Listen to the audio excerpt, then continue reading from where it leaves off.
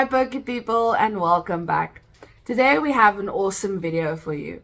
We are going to have a look at the best Pokemon from Generation 1. More than 25 years ago, Pokemon made its game debut with Pokemon Red, Blue, and Green. The sprawling Game Boy RPG introduced the Gotta Catch 'em All loop with a collection of 151 critters from the Kanto region. At the time, no one could have predicted that the series would become a lasting worldwide phenomenon. Though the Pokédex has expanded significantly over the past 2 decades, there's no denying that the original set of 151 remain the best known.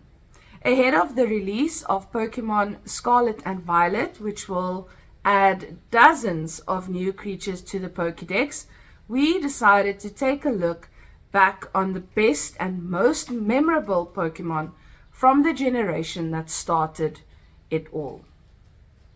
Our list of the 30 best Pokemon from Generation 1 includes some obvious names as well as some creatures who deserve more love than they get. It's worth noting that we cheated a little bit here with the trio of starters. If we're being honest, all 9 forms of the initial company deserve to be on this list. For the sake of featuring other deserving Pokemon, we've only included their original form.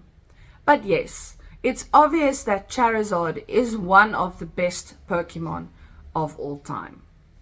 We start off with Bulbasaur, Pokemon's #1 hybrid plant-dinosaur mashup.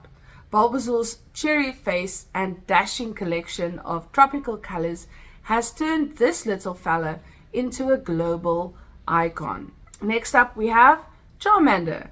While Charmander might not have grabbed the top spot in the Pokédex, it definitely has occupied everyone's heart with its can-do attitude, fiery design, and brilliant evolutions. And who can ever forget Ash's struggles getting his Charmeleon and Charizard to love him again after they evolved. Personally, one of my favorites, Squirtle. If the Pokemon Company ever finds the courage to allow us to customize our own pocket monsters the way that Arceus intended them to be, then you're damn right I'm going to slap some sunglasses on every single member of my personal Squirtle squad. Was definitely one of my favorite parts of the original series. Next up we have Arbok, the chosen Pokemon of Team Rocket's Jessie for many years. It just looks great. It has a striking design. It's a terrific danger noodle to send into battle, and its war cry of Charbaka is more hilarious than that time I told a childhood friend that Graveler only evolves into Golem at level 80 in Pokemon Red. A fan favorite definitely has to be Pikachu.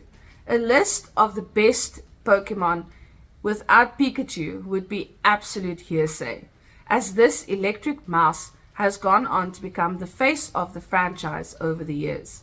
It's cute, cuddly, and capable of overloading an entire electric grid if you hug it too much.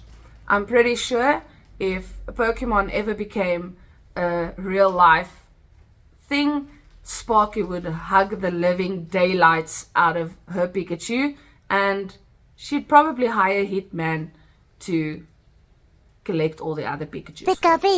Pikachu? Vulpix, sure, Ninetales might be the more elegant, but it can't hold a fire-type candle to the unrelenting cuteness of its first form, Vulpix. It's fluffy and even-tempered, but you better be prepared for a torrent of flames belched directly at your face if you cross it. Seriously, one of my favorite in the cute department. Next up, we have the one who's always got a headache, Psyduck.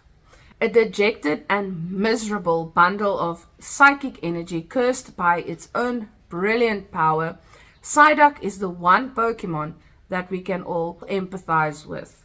Am I biased towards puppy-themed Pokemon who evolve into incredible good boy final forms? Yes, what's your point?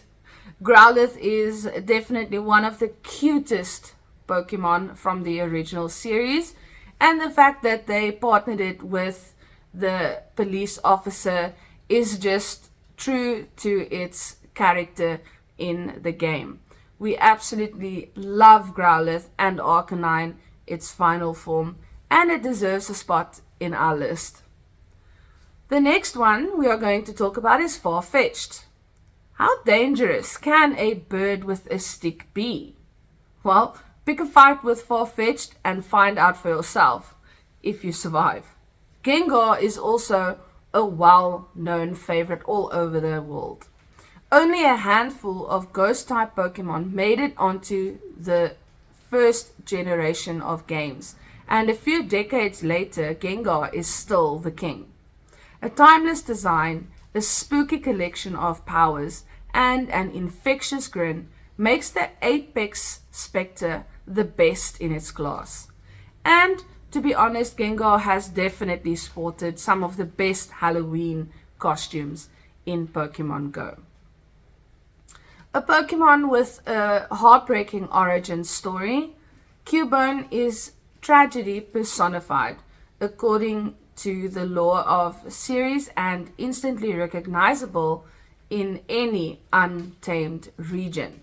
If you don't know the backstory of Cubone, go read up about it a little bit in the Pokédex. It's quite a sad story, but still 6 years and a bit later, every time it spawns in Pokemon Go, it just hits that factor. Between Scyther and Pinsir, you could say that this speedy bug type ninja made the final cut. Speedy, deadly, and perfect for the gym battle against Erika in Caledon City, Scyther is an enduring icon from Generation 1.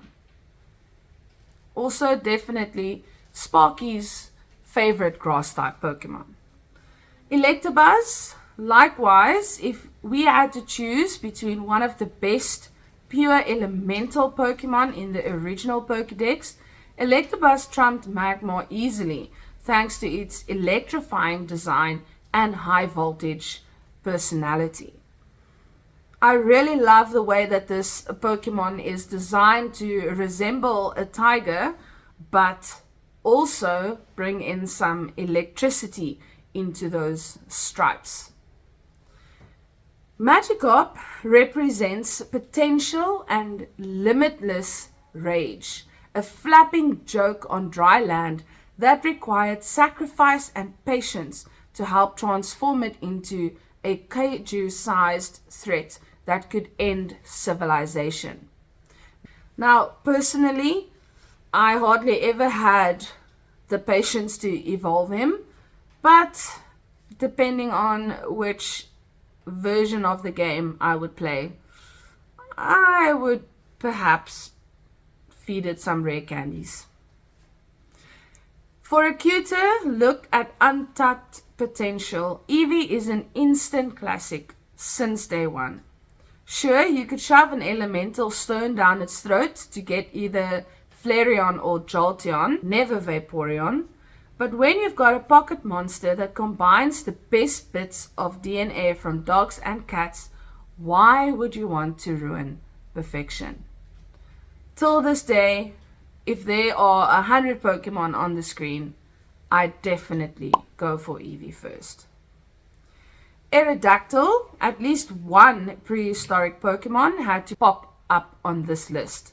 And that chosen revived fossil is none other than Aerodactyl. It's a beast in battle that can annihilate the unprepared. Uncovering the path to resurrect this ancient monster is still one of the most satisfying experiences in all of Pokemon.